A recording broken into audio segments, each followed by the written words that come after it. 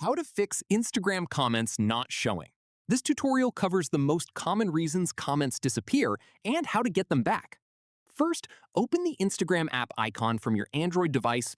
From there, open the post where comments aren't loading and check your internet connection first. After that, swipe down to open the quick panel and switch between Wi-Fi and mobile data to rule out a connection issue. At this point, if the comments still aren't showing, check whether the poster has restricted or turned off comments entirely, since that would explain why nothing appears no matter what you try.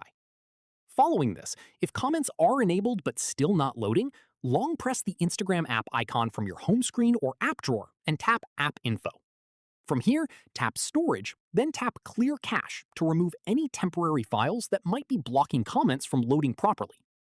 At this stage, reopen Instagram and check the post again to see if comments show up now. Following this, if the issue is still there, tap Force Stop from App Info to fully close the app, then tap OK to confirm. From here, open Instagram again and give it a moment to reload before checking the post.